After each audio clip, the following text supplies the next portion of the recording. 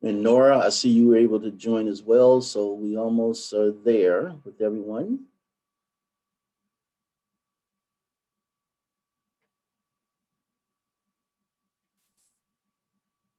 And Antonia, you're here as well. Yeah, we've got a full house. Okay.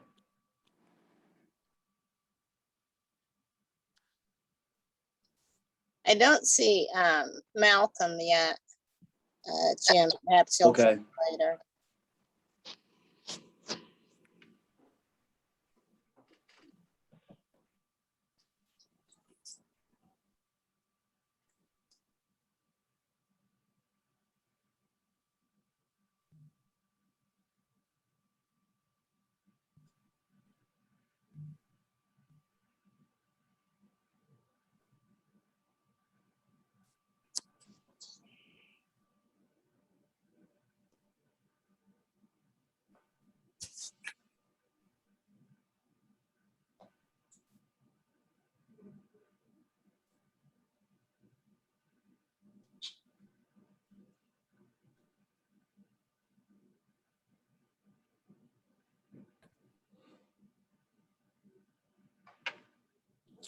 I'm texting the alderman just to see if she's going to signal if she's going to jump on.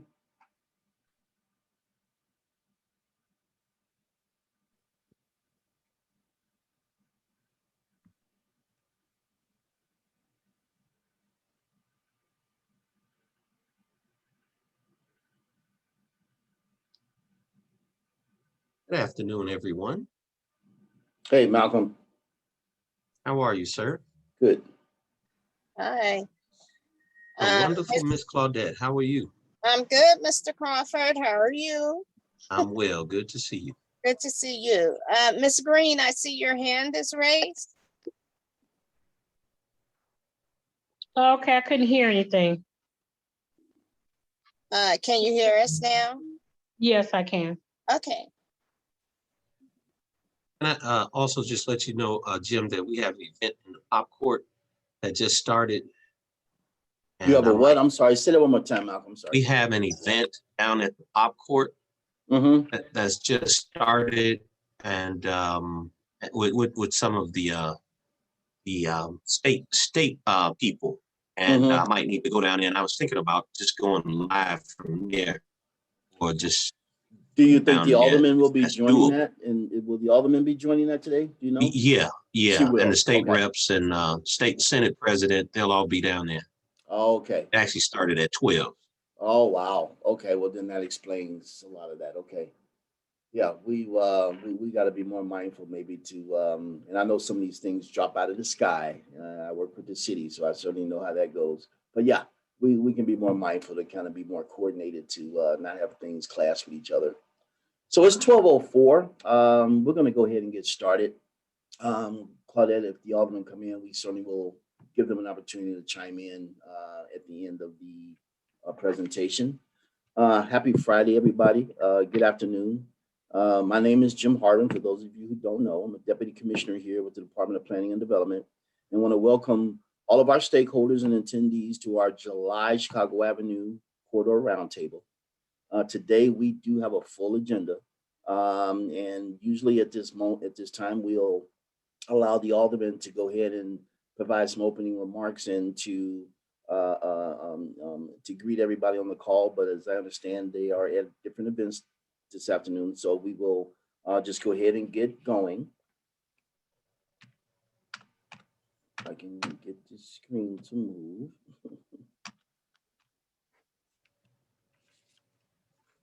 Okay. Today's agenda, we will do a very brief overview of the Invest South and West initiative from the mayor's office, just to make sure everybody understands the framework in which we're doing much of this work. Then Claudette Baker, who is joining me today, will actually provide some rules of engagement in terms of how we address the facilitators and the speakers today. And we're actually going to get going with the Chief Executive Office for the Business Affairs and Consumer Protection Department, Kenya Merritt, who's going to provide us an update from that department. We actually have someone from planning, Nora Curry, who is the manager of the Small Business Improvement Fund. And she is going to provide some really good detailed information about a small business grant program that's going to be rolling out very soon. And then we're also going to hear from our artist in residence, Antonia Rupert, who's going to provide an update on an upcoming event for the art showcase from the Department of Cultural Affairs and Special Events. And then our corridor manager, Malcolm Crawford, will be providing an update in terms of activities going along the corridor. We're going to close out, obviously, just letting everybody know when the date is for the next roundtable. And Malcolm, you and I can certainly circle back to make sure that date does not conflict with anybody else. So very quickly, about now a year and a half ago, the mayor launched an initiative called Invest South and West. And the spirit and vision of that initiative was literally to marshal resources of multiple city departments and community organizations into areas of this city that have historically have seen disinvestment. 12 corridors were selected across 10 neighborhoods on Chicago's south and west side. Chicago Avenue in Austin was one of them. And you guys can see the other 10 areas where corridors were selected. And the whole intent was to reactivate neighborhood cores and literally gateways into selected communities to help spur economic development. The focus was on things like pedestrian activity, transportation, some of the things that we've been focused on a lot here in Austin, retail and services. But as you guys seen with the pop art space, public spaces, and quality of life amenities for residents. So we are very lucky today to have a gifted facilitator help walk us through today's roundtable. And with that, you guys know the skill set that comes along with my dear friend, Claudette Baker. And with that, Claudette, I am going to turn it over to you. Hey, thank you, Jim, and hello, everyone, and welcome back to the Roundtable, which is, the Roundtable presents an opportunity to hear and to learn about all of the investment in the Austin community and also about what you are doing. Just a reminder that when you're not speaking, to leave your phone on mute. And if you do want to speak, when it comes time for Q&A following each presentation, please raise your hand or put it in the chat. We ask that you do respect the deck. And so I will look at when you have raised your hand and call on you at that time. Also, as we talk about, community agreements, as part of the roundtable is building community in general. And you all have placed in the chat previously about what's going on with the work that you are doing. Please note that there was a chat that was pasted earlier from Crystal Dyer about a youth trip to Ghana. So please continue to build community and to share what you're each doing by pasting it in the chat. And so with that, just as a recap or recall from the last meeting is last month or whenever you last met, is there were questions regarding business affairs, and Ms. Merritt was here, but today we have Ms. Merritt present so that she can make a presentation about the business affairs and consumer protection. So thank you, Ms. Merritt, for coming back to join us and sharing at this time, and we turn it over to you. Yeah, thank you so much, Claudette. Last time I was here, I started to provide an overview, and Miss Claudette was not having it, guys. She is a timekeeper, so decided to come back and at least share for 3 minutes a little bit of an overview of what we're doing at BACP in support of small businesses. So I see a lot of familiar faces and names on the call, but for those that don't know me, my name is Kenya Merritt. I am the Chief Small Business Officer here with the City of Chicago. And my position is housed in the Department of Business Affairs and Consumer Protection. That department has three main roles. One is to license all businesses here within the City of Chicago. Two is to regulate those businesses. And third, this is where my team is involved. That's empowering businesses within the City of Chicago. And so we do that in a variety of ways. The first way we do that is tapping into our community, to our stakeholders, to our business owners, to those that are supporting businesses to figure out what are some of the gaps or challenges that we're having that are creating barriers from Chicago being a vibrant place for small business owners, particularly small business owners of color. And so we take that information, we pull it together, and where we start to see themes, we create policies, we create initiatives, and we create programs to address those gaps.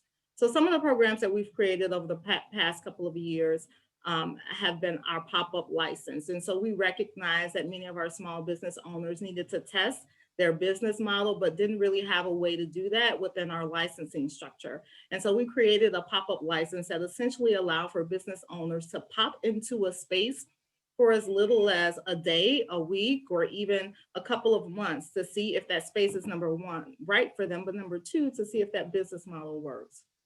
We've also tried to come up with innovative ways to ensure that people that are developing new business models, they have a pathway to do that. And so we have what we call an emerging license. And one emerging license that we've created into a permanent license is our retail trucks. And so people are accustomed to food trucks, but one of the things that started to pop up in other cities and popped up in Chicago was trucks that wanted to have retail stores. And so we created that license as well. And I'm sure many of you that have been in touch with BACP and the work that we've been doing over the past couple of months, we have launched our Shy Biz Strong legislative package. It's been described as a burrito of policies, but we believe that this policy will do great work in supporting our small businesses as we start to move towards recovery. So thank you to our partners that have helped to carry the messaging around that. It's a very important package that includes streamlining our processes, but also providing support to business owners, such as debt relief. And we also have a $10 million grant program that's a part of that package. And then secondly, or lastly, what we do is we partner with about 100 different partners. Those are partners that we fund, and then we recognize that not everybody is within our network, but there are people that are doing great work in support of small businesses that we don't fund. And so we call them all partners because we're all trying to move towards making sure that our small business owners here in Chicago have the support that they need because they are vital to our community. And so we have two programs where we fund business service organizations. One program is our Neighborhood Business Development Center program. And that program largely funds organizations that are hyper local. So what that means is organizations that are located in our neighborhoods that are focusing on serving small businesses in those neighborhoods. And so that may look like a business attraction strategy. So what are we doing to attract businesses to our commercial corridors? A business retention strategy. What are we doing to ensure that businesses that are located in our commercial corridors have the support that they need to continue operating? We also provide funding for organizations that specialize in certain areas. So if you're an organization and you do great work with matching businesses with lenders, we have a capital specialist. For those that have a special focus on working with business owners that may be in the early stage of their business, they're ideating, they're starting, like maybe you want to focus on that, well, we'll fund you for that too. And we also fund in other areas as well. Our second program that we recently launched is our Chicago Business Center program. And this is one of the things that is marquee to this administration, which is taking all of the support and services that we have here in City Hall and pushing it out to our neighborhoods. And so one of the things that we understood from our community engagement was that small business owners were having challenges with navigating the licensing process. And so rather than have a small business owner take time away from their business to make the trek all the way to City Hall to get support from our staff, we decided to partner with 8 different organizations focused on what we consider to be priority populations and priority communities to be an extension of our small business center and neighborhoods. And so this is a new program that we've had our soft launch. It launched earlier this year. We'll be having a formal launch within the next month or so, where people will be able to access these resources in person. And so what's key to this program is being able to navigate the licensing process again, but also to tap into professional support. And so we've partnered with about 12 different corporate partners that will come in and provide professional development. We have partners from Ernst & Young that will be providing support around accounting. Facebook and Google, we're leveraging their platform to help our small business owners with marketing. And the list goes on, but more to come on that. When we have everything up and running and in-person services available, we'll make sure that we come back to this platform and let you guys know how you can fully access those resources. And then lastly, we work across multiple city departments. So we understand that we don't do this work alone, but there are partners in this work across the city that are supporting our small businesses. DPD is one of them. And so you'll hear from Nora as she shares a little bit more about capital programs that DPD offers. Jim, of course, you guys know he oversees the Neighborhood Opportunity Fund, all in support of small business owners. So this work doesn't only reside within BACP. We recognize that there are other departments doing this work, and we collaborate with those departments to ensure that the word is getting out, and that most importantly, people have support and awareness around these initiatives. We also work with quasi-city agencies such as Navy Pier.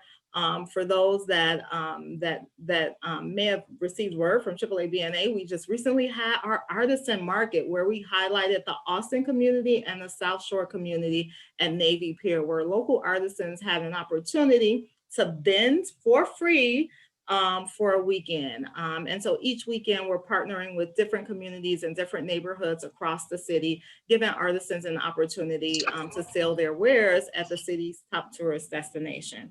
And we also partner with other departments such as CDOT on their expanded outdoor dining, their sidewalk sales, and of course our friends at Cultural Affairs and Special Events. A lot of people don't recognize that artists are business owners, but they are. And so we partner with DCASE in their initiatives. And so a lot of great work that is happening out in the community.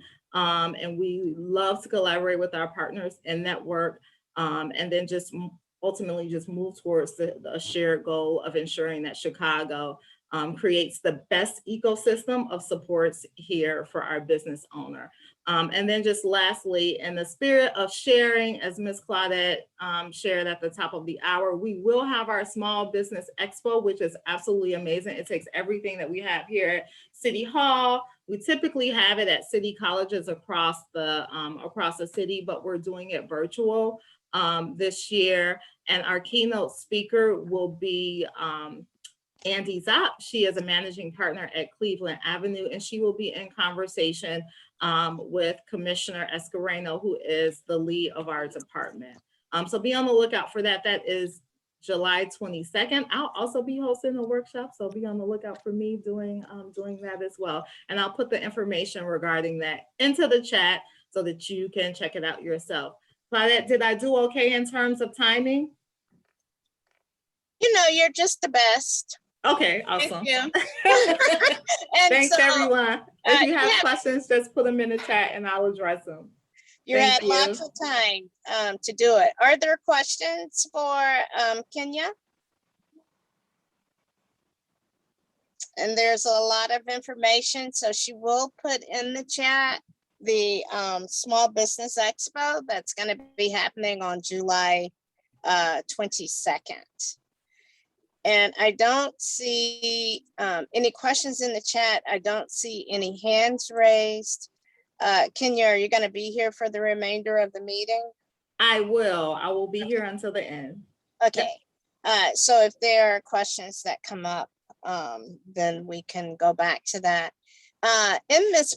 Merritt's presentation, she also mentioned Nora Curry, who's with the Small Business Improvement Fund. And so Ms. Curry is going to speak now about the SBIF. Ms. Curry? Hello, good afternoon, everybody. Thank you, Ms. Baker, for having me. Excuse me. And thank you, Jim, for, I think you're controlling my presentation. And why don't we go ahead and get started? The Spiff program, as Kenya said, is one of those capital programs that we offer to small businesses in the city. And it is very, if anybody's familiar with the Neighborhood Opportunity Fund, the Spiff is very much like it. It is a program that offers non-competitive grants to small businesses and property owners to make permanent building improvements. It's funded by the Tax Increment Financing Program, TIF revenues, and there are areas that are all over the city. They're like neighborhoods where we've drawn a line around the city or around the neighborhood.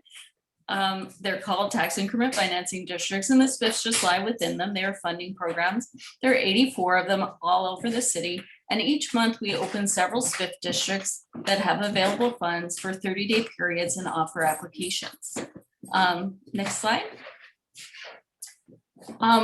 And the people who are eligible for them are small business people. Either landlords or tenants can apply.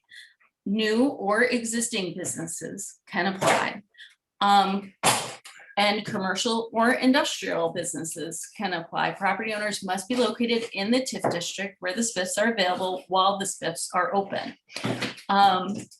They can, as I said, own or lease. They just need to be small businesses, and we call those businesses that make under $9 million per year on average. The landlords need to be worth less than $9 million and have a liquid assets of less than $500,000 per individual owner. If it's an industrial company, they need to have 200 or fewer employees. Next slide. So how much money are we talking? We're talking about a grant of up to $150,000 for single tenant commercial businesses. Multi-tenants can get up to $250,000. For industrial companies, we're talking about $250,000 grants. These are paid by reimbursement, or new this year, we're offering escrow accounts for projects. This is similar to the Neighborhood Opportunity Fund. Now, all of this is, as I said, new this year, because under Mayor Lightfoot, we just enacted a lot of new enhancements and a new 3-year funding plan. The program was established in 1999, so it's a well-used, well-established program, but we just got from City Council the largest infusion of funds in the program's history, with a $60 million 60 TIF infusion over the next 3 years of new funding for the program. And with that, new enhancements to the program as well, which include these larger grants and this great new enhancement, which is that we are able to help businesses even more with the cost of their projects. For the smallest businesses, we are able to help up to 90% of project costs. If you're a commercial business making less than $3 million a year, or if you're a landowner, a property owner with a net worth of less than $3 million, the Spiff program can help up to 90% of eligible project costs. That means you only need to put in 10% of those project costs. That's a huge difference for a small business owner. It ratchets down from there. So the city's share of costs are 30, 60 to 90% of project costs, depending on the income of the business. For industrial projects is always 50%. So in Austin, what does this mean? The TIF map is up on the screen. We will have a rollout of funds in September. We will have about $400,000 available. We invite you to apply. Again, we can only take applications during the month that the Spiff is open. That'll be September 1st through September 30th. Please apply then. We will also have applications open in 2022, 2023, that 3-year fund we talked about.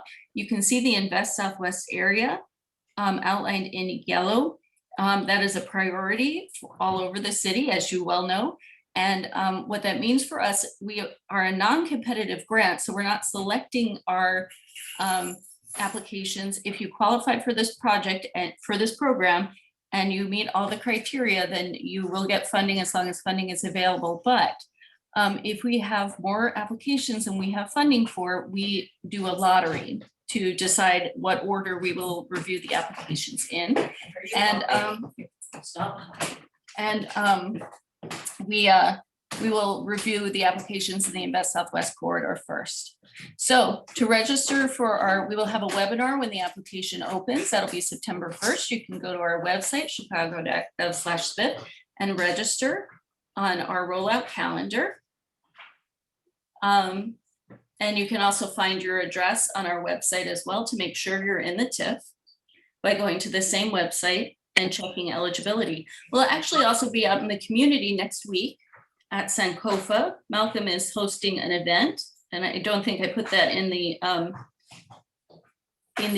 presentation, but I can put it in the chat after. Sankofa on Thursday, the 22nd at 9:30.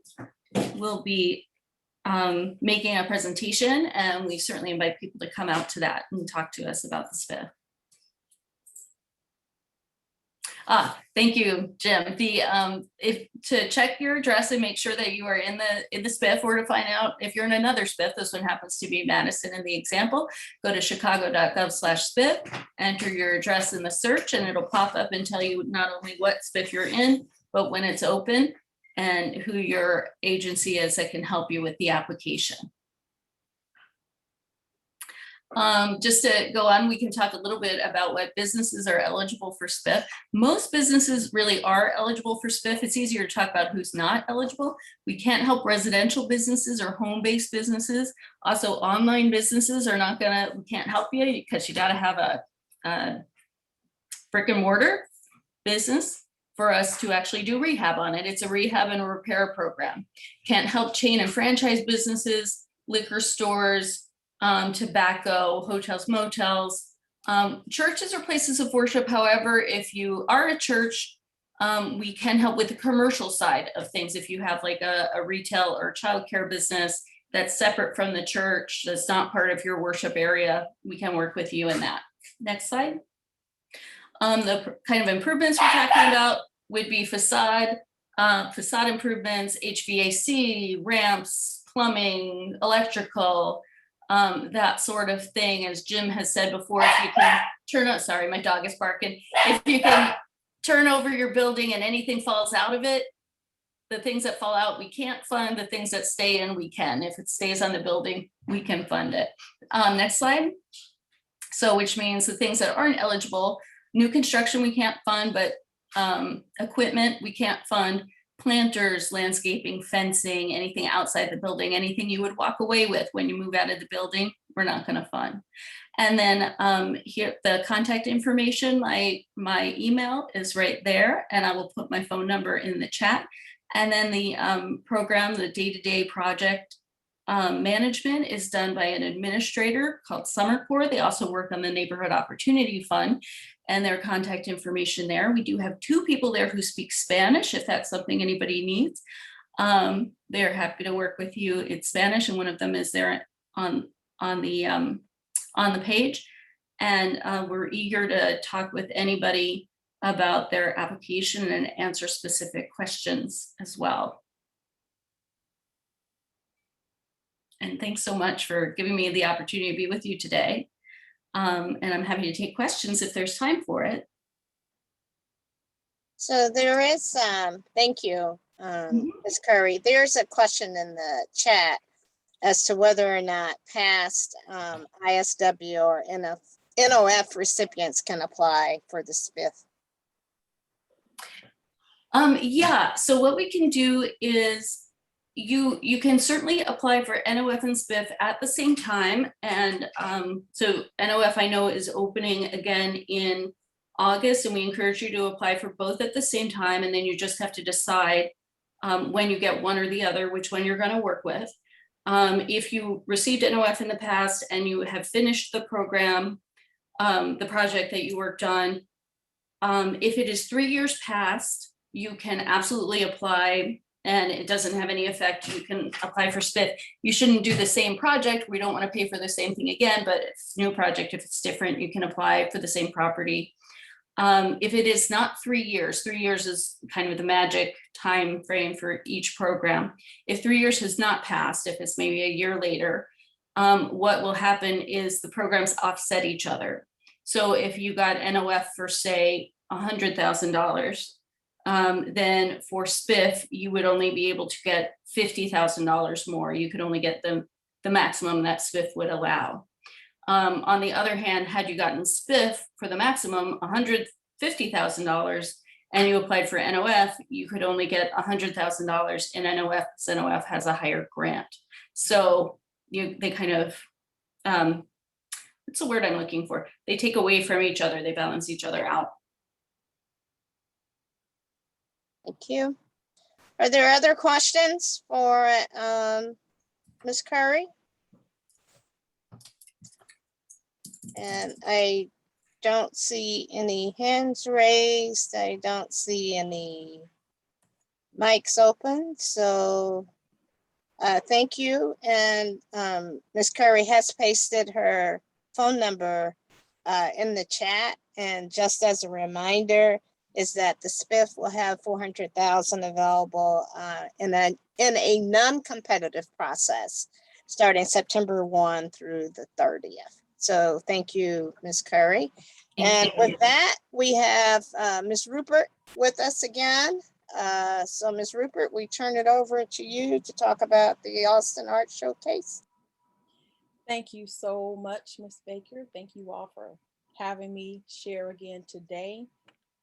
So our Austin Art Showcase, just recapping, I know that before when I was here, I shared about some of the workshops that we had.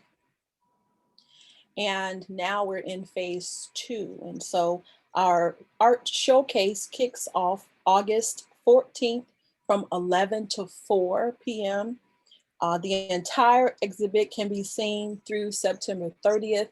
And the cool thing is that it's being hosted by businesses on Chicago Avenue. So it's a great opportunity for people to come out and peruse businesses and also look at art. Phase 1 of planning, like I said, we hosted workshops with Westside Sports, What About Us? And then our goal right now is to have up to 50 businesses that host artwork because we have a lot of it, a lot of content. The art showcase is a collaboration between DCASE, the Austin Chamber of Commerce, Invest Southwest, the LaGrange Art League, Start With Us program, and myself, obviously. One of the things that we're trying to do with the businesses is to let them know that their business will be featured on a digital map. It will be promoted through Choose Chicago, the Chamber, Austin Chamber of Commerce website, and some other perks that we're working on.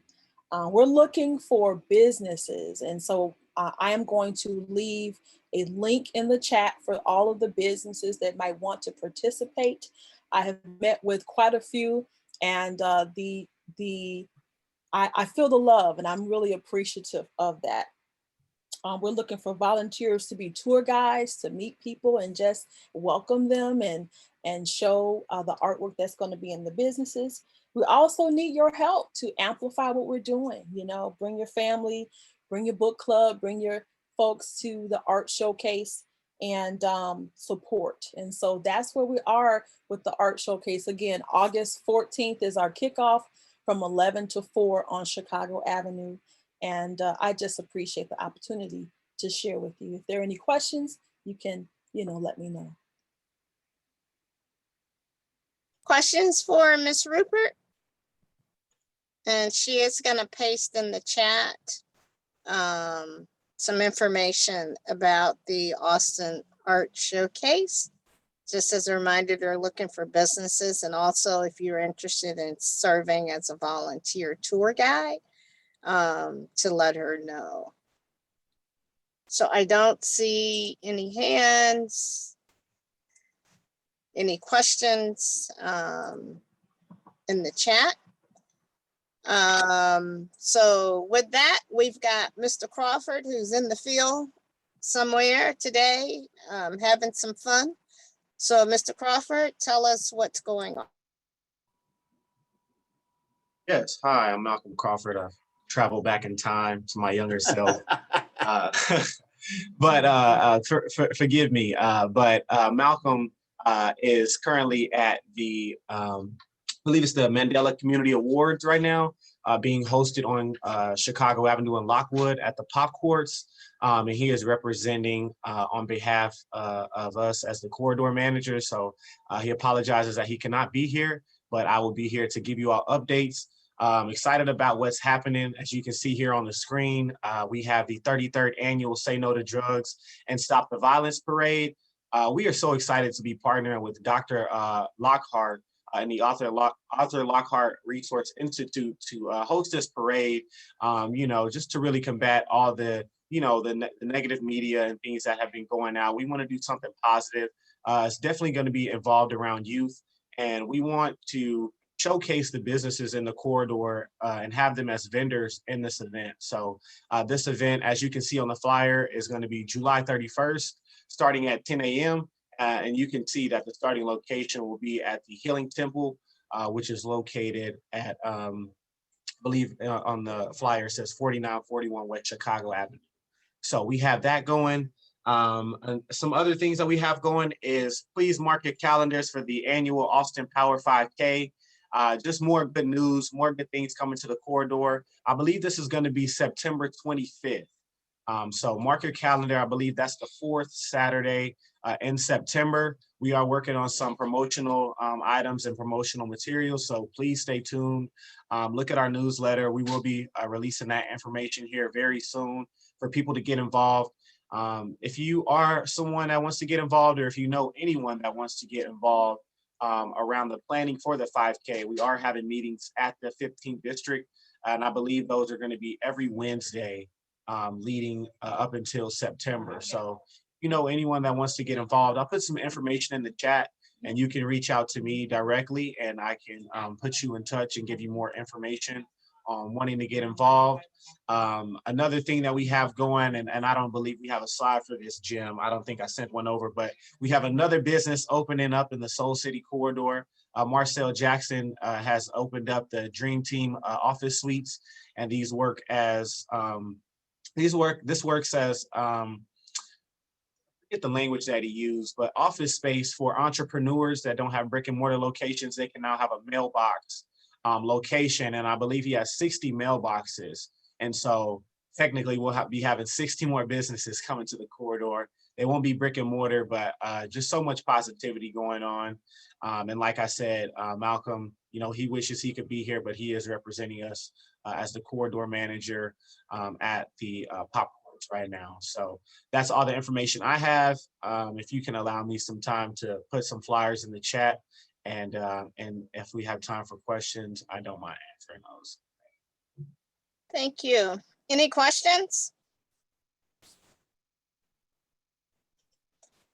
There's a lot of activity, so of what's going on in the corridor, and the corridor manager will paste some flyers and dates.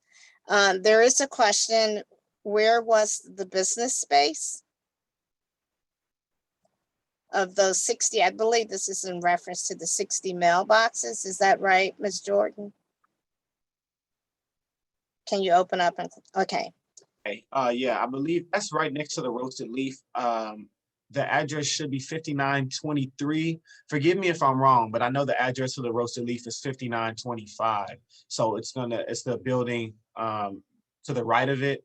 And so they're looking on opening up very, very soon here. I think he's just putting some final touches on the building. But yes, I can give you his information, Samantha, if you would like to reach out to him. Like I said, his name is Marcel Jackson, and if you are interested in that space, I can send that information to you. Contact you directly. Any other questions?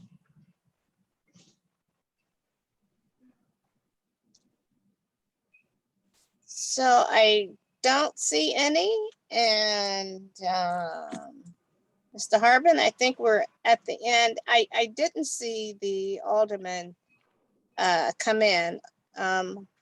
Is Yeah, either well, it sounds like, Claudette, that there's a lot of activity going on along the corridor, and the alderman may be tied up, which is fine. You know, that's a good problem to have, a lot of activity. So I'm not mad at that. I know the Dream Team Office Suites is a perfect segue to talk about our next roundtable, which is tentatively now scheduled for August 20th. You guys will get the invites when they come out, but we want to be a little bit more mindful, given that, you know, we're going to be wrapping up summer, and we know that there's a lot of activities that happen during the month of August. So we don't want to necessarily coincide with any other key events happening on that particular day. Our constant cadence has been every third Friday of the month, but we're going to take a look at that, and I'll circle back with Malcolm just to make sure we're all on the same page. But one of the things we're going to do at that particular roundtable is literally talk about the next round of the Neighborhood Opportunity Fund. Dream Team Office Suites was one of our finalists for 2020. And so to hear and see that they get to the finish line is something that is certainly music to our ears. But we are going to be providing that same opportunity to more small businesses along that corridor and across the city when we open up this round coming in August. It'll be open from August 16th to the 24th, but at the next roundtable, we'll go into detail in terms of what that entails. So it would appear, Claudette, that we are a little early today. And, you know, I, for one, am very appreciative when I get time back. So we can use this opportunity to answer any other remaining questions if there are any, or if not, I will allow and present the opportunity for everybody to start their Friday a little early and jump off this call earlier than usual. It's I'm not upset about being a little early today, but I will just open it up one more time. If there are any remaining questions, I'm certainly happy to address that.